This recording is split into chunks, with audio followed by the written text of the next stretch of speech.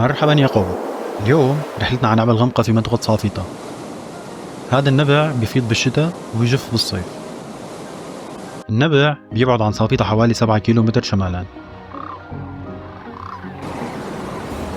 طبعا هون رح نستكشف 4 مناطق أساسية للنبع: منطقة البير والمغارة والنبع الأساسي وطاحونة المي. هون كل نقطة مي إلها حكاية، وكل زاوية محفورة فيها سنين من التعب والفرح وحياة ناس كانت عايشة هون.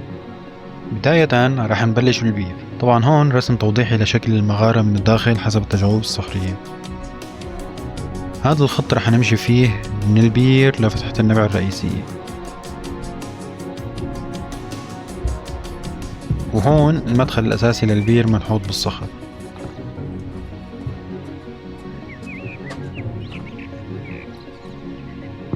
هون رح ننزل كاميرا بالبير ليلاقي لي فيها أشرف من تحت.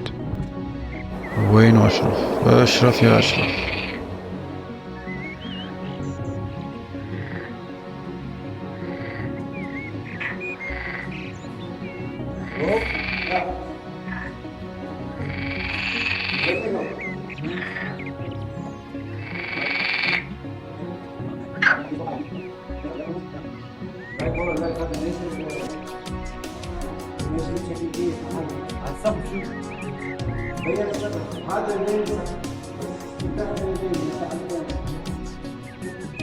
هلا العصا ما بتوصل، لذلك رح اربط الكاميرا بحبل ونزلها.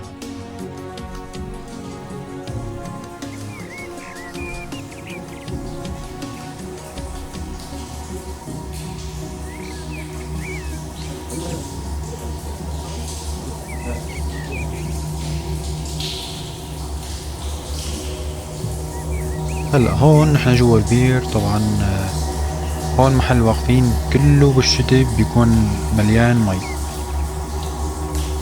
بتنشف بالصيف لكن بضل في مخزون جوا البير الأساسي يعني.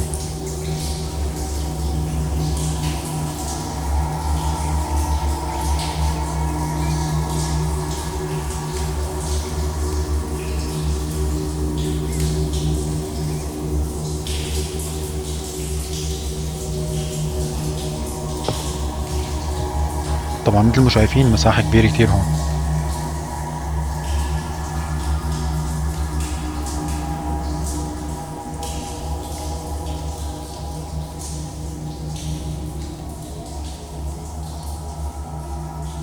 هلا هون تماما رح انزل الكاميرا لأول مرة تحت المي ونشوف شو في تحت. طبعا واقف جنب البير هون على أمل إني أشوف شي. هذا الشي هو سمك أسود كانوا يحكوا عنه من زمان، كانوا يصيدوه على باب النقب تماما. كانوا يسعقوه بالكهرباء لما تكون المي بآخرتها أو النبع بآخرته. كانوا ينتظروا السمك ليطلع وبعدين يسعقوه بالكهرباء. طبعا هذا السمك جدا حساس للضوء، وبس يشوف أي لمحة فورا بيختفي. خلونا ننزل الكاميرا ونشوف إذا موجود أو لا.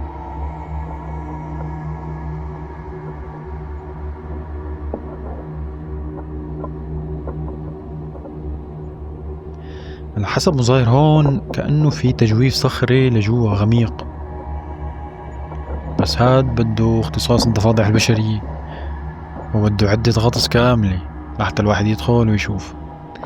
بس إلا ما يجي يوم إن شاء الله. الفضول الفضول.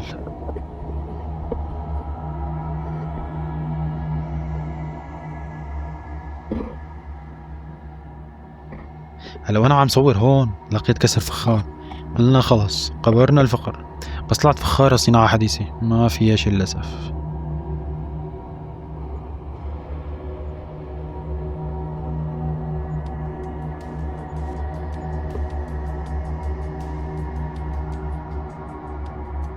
الله، أخيرا بعد عدة محاولات وتصوير بالمي شفنا سمكة. سمكة صح، مانا سودي ومانا كبيرة، بس يعني على الأقل شفنا سمكة. شوفوا هاي بالتكبير إذا بتلاحظوا. ممكن إذا رجعنا صورنا مرة تانية يكون في سمك أسود أصلا. بس هلا شوفوا ليه المكان اللي كنا نصور فيه بالصيف وكنا تحت نحن هلا كيف تحول لجنة هلا. سبحان الله، شوف الخضار والمي، شوف كمية منسوب المي وين واصل. يعني نحن بالصيف كنا تحت، كنا واقفين تحت وعم نصور تحت، صورنا بالشتاء، هلا نحن فوق وكل المكان الفارغ تحت صار كله معبى مي. هون محل كنا واقفين انا واشرف تحت، شوف المي لوين واصلة، كل هالكمية للأسف عم تروح هدر على البحر.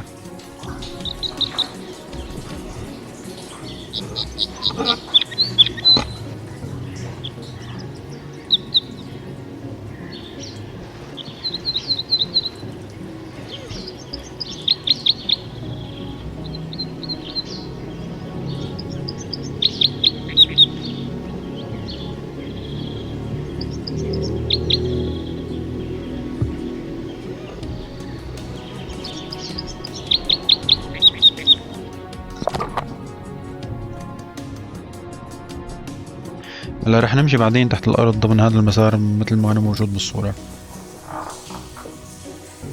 محل عم امشي أنا تماما هيك شكل السقف، في محلات سقفها عالي وفي محلات بضطر إني أحني ظهري شوي.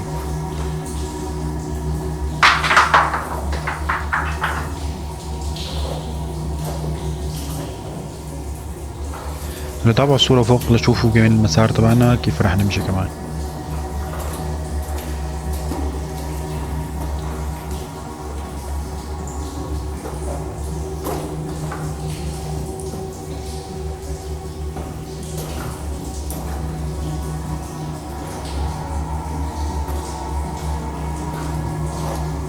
هون غرفة كبيرة تحت الأرض بارتفاع 5 إلى 8 أمتار في بعض المناطق، في بالسقف تجاويف كمان لفوق، بس بدها عدة كاملة الواحد يتسلق لحتى يشوف شو فوق.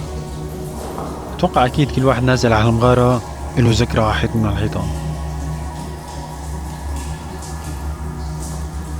هون القاعدة الأساسية لكل حدا نزل على المغارة. هدول الكراسي باسم المغارة بيضلوا صيف شتي، وكم مر عليهم موسم. طبعا شو بدي احكي لكم على الاجواء اللي بتكون تحت بالصيف، الناس بتنزل شموع وبتوزعهم على جوانب الحيطان، وبيقعدوا على كاسة متي او شاي، وبتبلش مواويل العتبة الساحلية.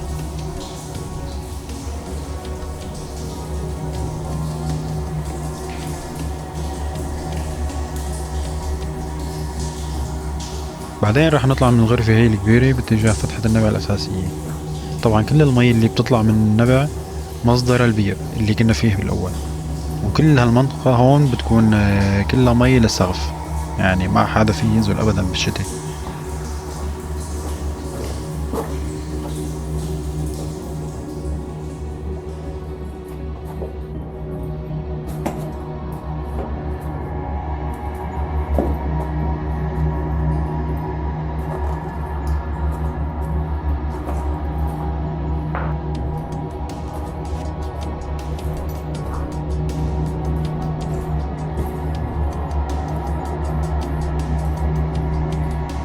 وهي وصلنا لنهاية الطريق. من هاي الفتحة تماما كل المي اللي بتشوفوها بتكون طالعة من هون. هلأ بزماني بتذكر ما كان في كل هالحجر هيدا، كنت فيني اطلع وانزل من خلال هالفتحة، بس هلأ تعبت حجر.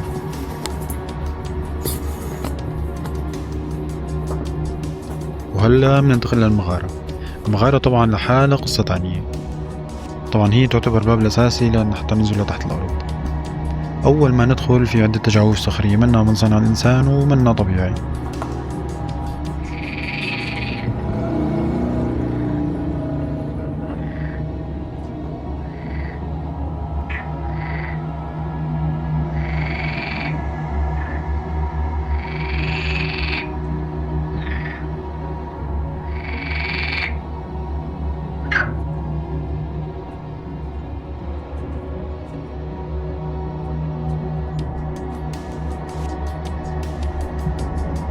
هون كان في فتحة بالسقف بس سكروها مشان ما حدا يوقع فيها.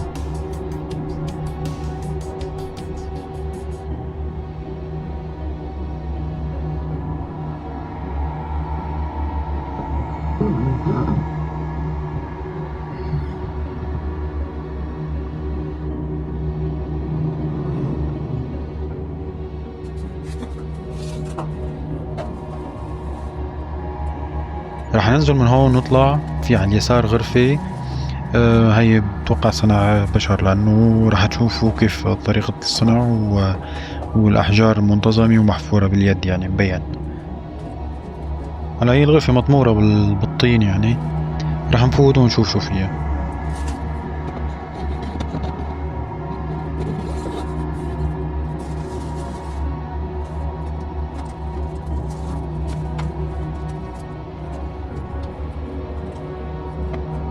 طبعا الشباب مو مقصرين، كانوا عم ينظفوه الله يعطيهم العافية، بس شكلهم ما كفوا.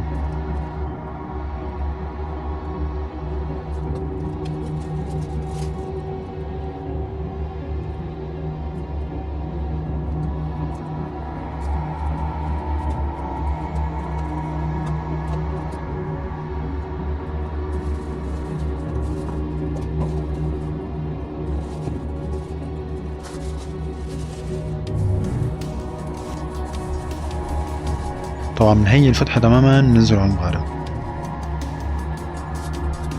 قبل ما ننزل على المغارة لتحت في فتحة على اليسار، خلونا ندخل عليها ونشوف شو فيها.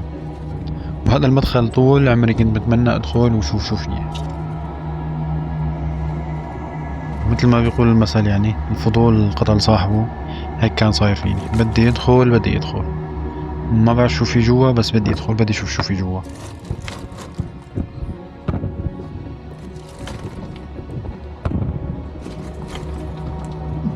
وانا واقف ما بعرف والله، بدخل. خلاص يلا راح ادخل.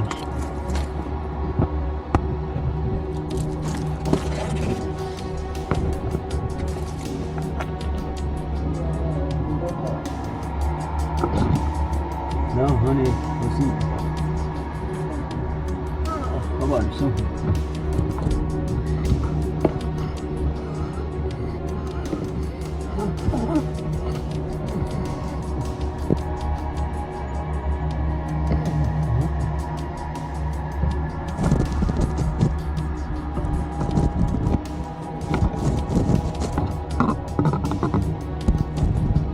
كثير عندك مشهورة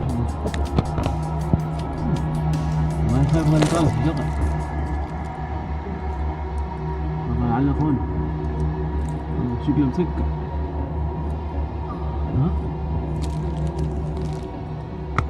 ايه بس هو بيعض، هلا انا شو بدي اعمل له؟ بيعض شكله مسكر شكله.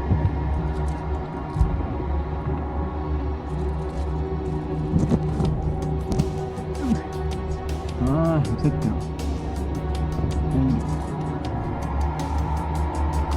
هاي دخلت شفنا حفرة بالأرض، بس ما فيني انزل فيها لأنه ما عاد فيني اطلع أصلا. بس ما بتوقع انه هي الفتحة مسكرة، لأنه كأنه عم يطلع منها هوا يعني، أكيد في إلها منفذ تاني يعني. رح ننزل الكاميرا رح ننزل الكاميرا ونشوف شو في تحت. طبعا الكاميرا بتوصل لمدى 3 أمتار بس، ما أكتر من هيك. نزل الضوء معها ونشوف شو في.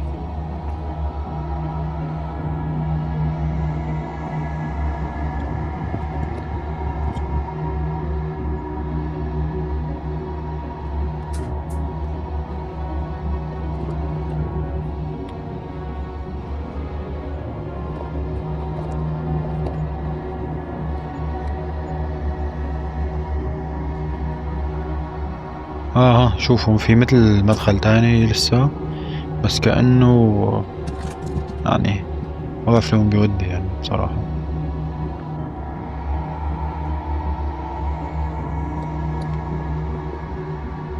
وهلا بنرجع للمدخل الأساسي لتحت الأرض.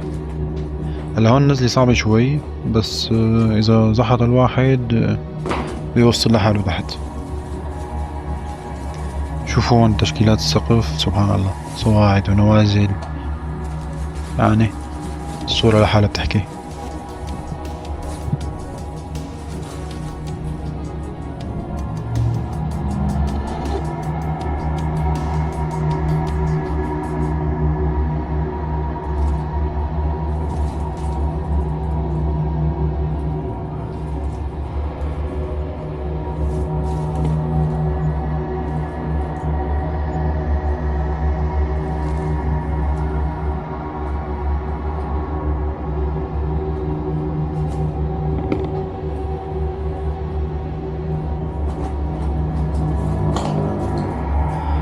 هلا مكفي نزول لتحت. شوفوا على اليمين هاي محل كنا، هو الطريق بيروح على النبع الأساسي بيطلع المي، ورح نروح هلا على اليسار محل الغرفة الكبيرة كانت.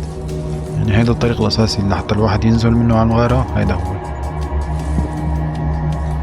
هلا من حظنا لما دخلنا مرة تانية كانوا الشباب تحت ومولعينا شاي وطرب على الأصيل، يعني بصوت الأستاذ أيمن نجوم الله يعطيه العافية ويخليله الصوت.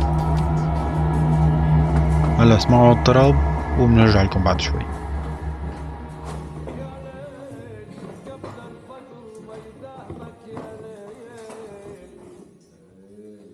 سمع لشوقي نغم قصيد بداوي، شوف النشام غذا، شوف النشام غذا انفوف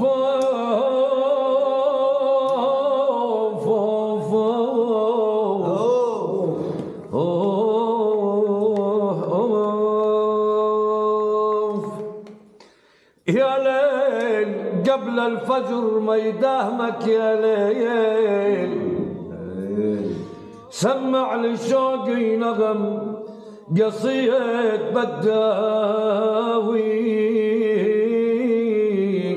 شوف النشام غذا، شوف النشام غذا يشد الظهر والحيل، بيها النغم لجروحه يداوي.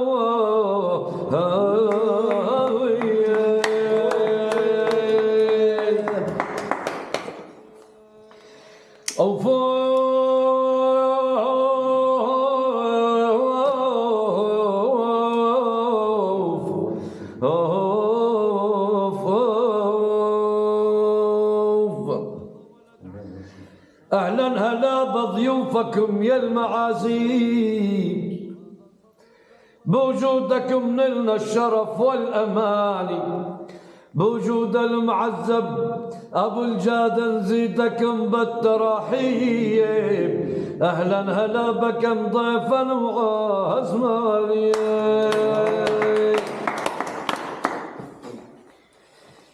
يا ما حلى الفنجان بساحة البال، بمقعد ما بها نفوسا ثقيلة، هذا ولد عم وهذا ولد خال، وهذا صديقا ما ندويه بديله. وهلا خلونا نتجه لفتحة النبع الأساسية. طبعا من هون تماما بتطلع المي، ومن هون كمان نصير برا. شوفوا المنظر والاختلاف بين الصيف والشتاء بس.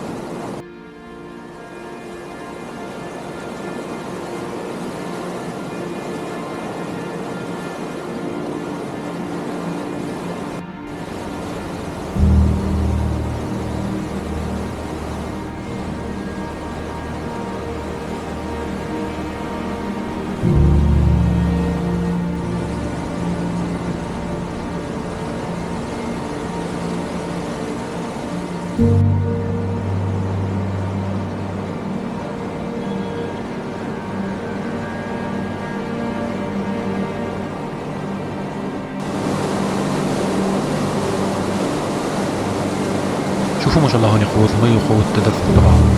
طبعا هون المي قادرة على حمل إنسان، يعني أيام بتكون عم تزيد الأحجار. طبعا المي هون بهي القوة مو أي حدا فيه يسبح فيها، عم تكون متمكن جدا لحتى فيه يقاوم المي.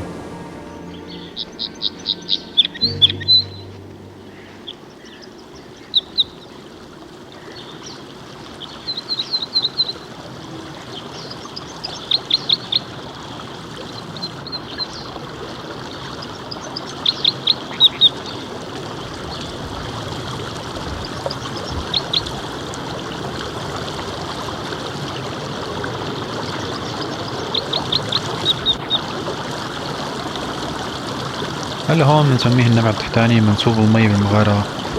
جوا بيكون لسه بيسمح للنبع تحت انه يكون طالع.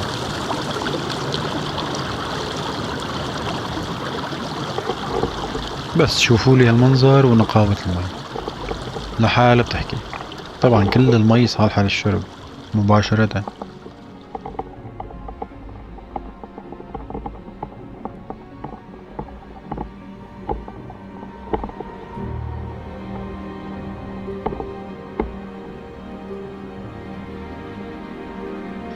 وآخر محطتنا الطواحين.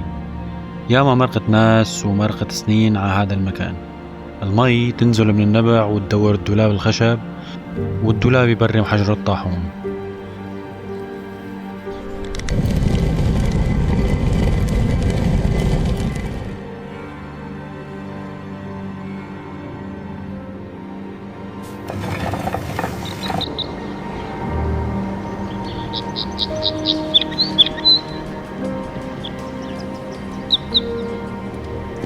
هاي الطاحونة لساتها واقفة بحجارة، بس ما عاد دارت. الدولاب سكت والحجر نام.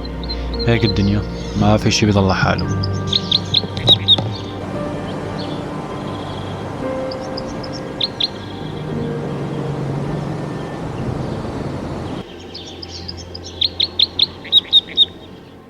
طبعا بعد هذا كله ما فينا ننسى انه المنطقة مخدمة تماما بالمطاعم، وفي فنادق كمان بمدينة صافيطة.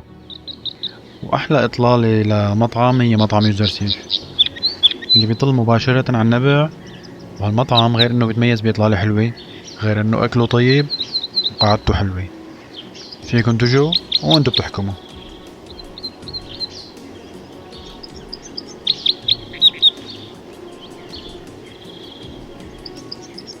وشوفوا لي هالاطلالة ما احلاها.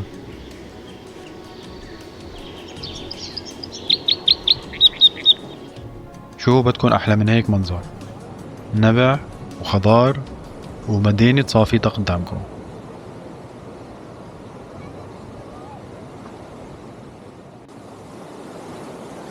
هلا بتعرفوا هون بالنهاية في شي ما بينوصف بحثة طلعة النبع. الناس بتنطر هاللحظة من سنة لسنة مثل العيد تماما.